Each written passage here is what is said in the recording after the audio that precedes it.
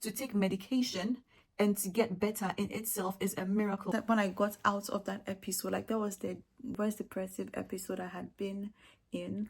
It's not because you are not Christian or not praying enough. That's why you had an accident.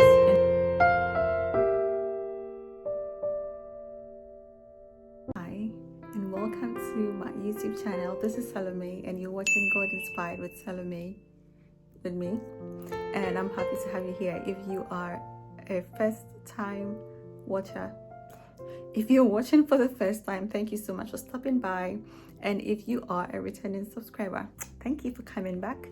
So I got this brilliant idea. I don't think I'm going to follow through, but I got this idea to film my day with you, or maybe the entire week, while I talk about something really important, something I've been working on for a while, because it's something I've been going through and what the Bible says about it. Today's Monday, the 18th of March. And yeah, I'll tell you more about my day later, but here we go. So I'm back from the gym. It's been a couple of hours. I've had dinner. I wanted to play music while cleaning the kitchen. I'm doing dishes now. And when I went into my Spotify, I went into one of the playlists. It was a collection of songs, or a collection of a particular song in like different versions of the song. Then Jesus Came. Like it talks about like when Jesus comes, he takes the gloom away and fills the life with glory. I'm going to link link the song on YouTube somewhere. And this song really helped me, pulled me out through a very dark time sometime when I was like very depressed and very like actively suicidal. And this song talks about like this story of this guy in the Bible who was sick, and then he was living in the tombs, like the Bible records. He was living in the tombs, and then he was cutting himself. You know, at that time, I'm like, oh, it's a mad person, it's a madman, you know, like cutting himself in the tombs, who sleeps in the cemetery, who does the cemetery. But then being like going through depression, like I've understood that like, sometimes you just don't want to be by yourself. You don't want to be you want to be by yourself. You don't want anybody around you. You don't want anyone like interfering with your feelings. You don't want any noise like interfering with what you are going through. Like that is how I have felt at some point. I didn't want to talk to anybody because like you're interrupting me going through what I'm going through. Like I needed space to go through it. And when there are people around me, I'm not able to express myself. And then it was building up. It kept on growing, it kept on building up, and then I will explode when I'm alone. So I feel like I need to be alone to let these feelings like come slowly. I need to experience and feel my feelings, you know, not shut it out. Like, don't worry, you'll be fine, and then shut it out. No. So I came to understand this man in the tombs, cutting himself, staying there, and like this song really had so much meaning then. This song, I just remembered it, and I just thought to add it to this anxiety or the Christian mental health vlog. Yeah, I think that's what I'm going to call it. The Christian's mental health vlog with me. It's going to take a week to put all of this together, so I'll be putting like bits and pieces of things that I remember or things I want to talk about. I'm not going to do a sit down video and talk about everything. So I'm going to carry you with me in my day, like everything that I'm doing. If I go to work, if I work from the coffee shop, I'll let you see snippets of my day, like put some more personality into my videos.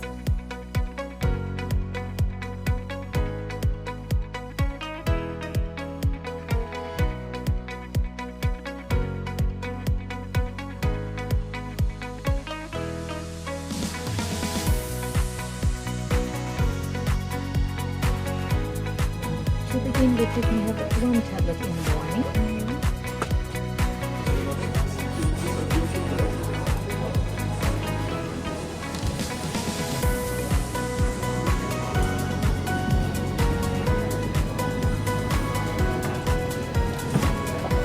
Hey, we har en chai latte med en scones.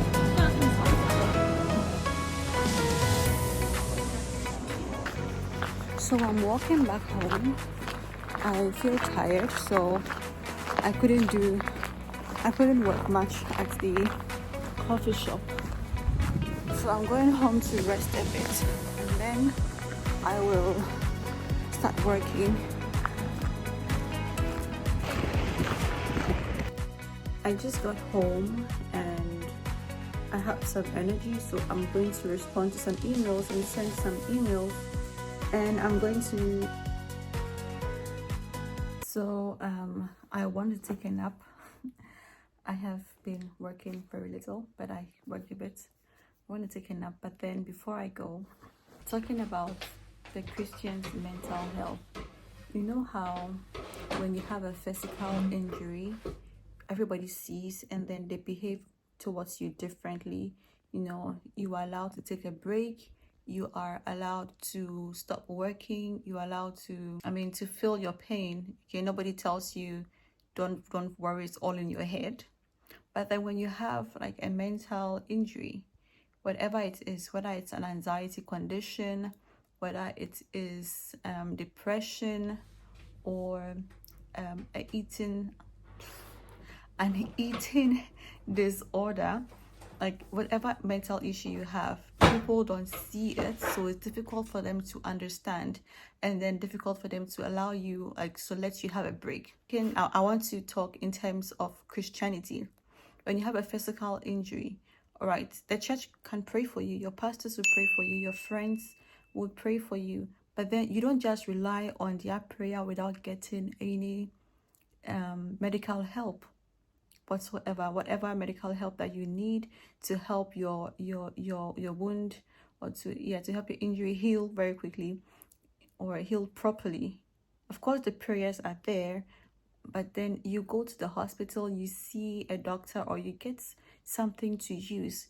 It's the same way we need medical care when you have a mental problem, when you're going through depression, or you have an anxiety condition. I'm saying anxiety condition because everybody gets anxious.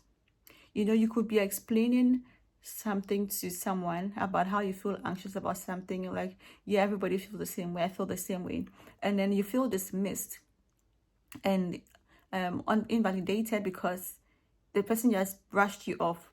But everybody has anxiety, right? Of course, the Bible says that be anxious for nothing, but by prayer and thanksgiving, let your supplications be made known unto God. It doesn't mean you're not praying. It doesn't mean that you're not letting God know what is wrong with you. Like, things build up. So whatever reason or however whatever caused you to have an anxiety condition is not because you are less Christian or because you're not praying enough, but it happens to people. It's not because you are not Christian or not praying enough that's why you had an accident and your car somersaulted and then you got hurt. It's not because of that. Like, things happen. So when a Christian or when a person is going through something mental, we shouldn't make it look as if you are not Christian enough or you're not praying enough, or don't try to make them feel small. You know that thing where we say that, well, you don't even know what I'm going through. If you knew what I was going through, you wouldn't even talk about yours. When did this become a competition for whose problem is more prominent or whose problem is more serious? Because whatever you're going through is different from what I'm going through. Your experiences are very different from mine, but it doesn't mean that your problems are not real, or doesn't mean that I should invalidate your problems, right? So when a Christian is going through mental crisis, a way you can help them, of course, you pray for them, but encourage them to go to see someone who is trained, a professional. You know, there are doctors who are trained to help you with depression, to help you with mental health issues, anxiety conditions, eating disorders, PTSD. You know, like, there are doctors trained to help you with that. It's nice that we have a church community where we can be encouraged, where we can be prayed for. God works miracles, God heals in different ways. Even to take medication and to get better in itself is a miracle. People take medication and then they don't get better. People take medication and then they are still sick. But to get better, to feel well, to be healed, even after taking medication in itself, is a miracle. So don't downplay someone's miracle because it didn't work the same way as yours. The doctor could have given a wrong prescription, or their system couldn't have agreed with the prescription that they were given. So we should learn to understand that a physical injury, unlike it's not the same as a mental injury, okay? But then you are still injured as a person. We should learn to extend the same grace that we extend to people who are physically injured, to people who are mentally injured. It's something that we don't talk about a lot because sometimes you don't want to be seen as less Christian because I mean, why am I anxious? Why do I have this condition? Why am I like this? Everybody has anxiety. The Bible says be anxious for nothing. Maybe I'm not praying enough. Maybe I'm not So I came across this podcast, Anxious Faith, and it's one of the best things I've heard about mental health. So as a Christian, I've been trying to find a way to deal with with these anxiety conditions that I've been going through and depression. At some point, I felt like, should I talk to a therapist? Are they equipped to help me, or should I just rely on the church? Should I just rely on the Bible? Of course, God works miracles. And me deciding to see a therapist doesn't mean that I don't trust God enough. Okay, there's some people whose faith will work in certain ways. Doesn't mean that your faith, like their faith, is different from yours, or you're stronger than yours, or you have less faith than them because they didn't go to the hospital. I see that this video is going to be very long. I don't know how to do this. It's my first time vlogging in. Here we go. So I'm going to take a nap. I don't think I'm going to take a nap anymore because I've been talking and then now I have some energy. So while we are talking about this transparent moment here, depression is nasty. It is nasty because I'm going to be honest with you. Before I decided to do therapy, before a friend pushed me to realize that whatever I'm dealing with, whatever is happening to me was depression, I didn't even realize at the time. I could go days like without eating. I'd go days without like taking my bath, without brushing my teeth. Just had like a bottle of Fanta by my bedside and I was drinking. I closed my windows with my sun blocking curtains. So I don't know if it was the next day, if it was the same day. I didn't really understand what was happening to me and why I was feeling that way. Like the TV was on all the time and I was just exhausted. I was tired. I was hungry and I wasn't hungry, and I didn't like myself. I didn't want to be in my space. I couldn't pray.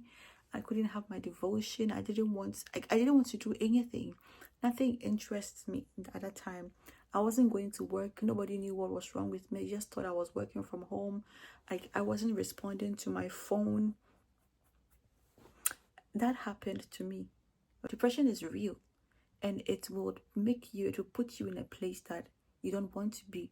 So when I got out of that episode, like that was the worst episode, or of like the worst depressive episode I had been in, or something that made me realize that this is depression. Like that was what it felt like, the final straw, right? I never restricted my diet. It was around the time I lost weight. That was when I was eating more junk food and taking a lot of fizzy drinks. One thing I never wanted to do was to restrict myself from eating the things that my body wanted to eat. I would eat anything. I mean, if I wanted to eat that food, I wasn't going to not eat it. Otherwise, I'll never feel satisfied. I'll be full, but I'll still be hungry. And then when that happens, it would make me get into this binge eating. I'll start binge eating, right? And it wasn't right. And it was like a cycle. I'll binge eat, and then I will not be happy with my body. I'll be angry with myself that I ate, and then I'll go maybe a whole day without eating, or maybe like half, 1 day and a half, or maybe 2 days without eating, because I feel like I had eaten a lot already, so I don't feel like eating anymore. Um, I don't know, maybe I wasn't thinking about it this way, but I felt like I was punishing myself for not for eating too much. So I'm not going to eat again. But then like my body felt sick, okay, from all that eating. So after what I just said about being depressed in that episode where I couldn't take a shower, I couldn't eat, you asked her where was my husband at the time. He wasn't here. So we live in two places. So he had gone back, I think he had gone back to the south, or he had traveled for a conference or a meeting or something. I don't really remember.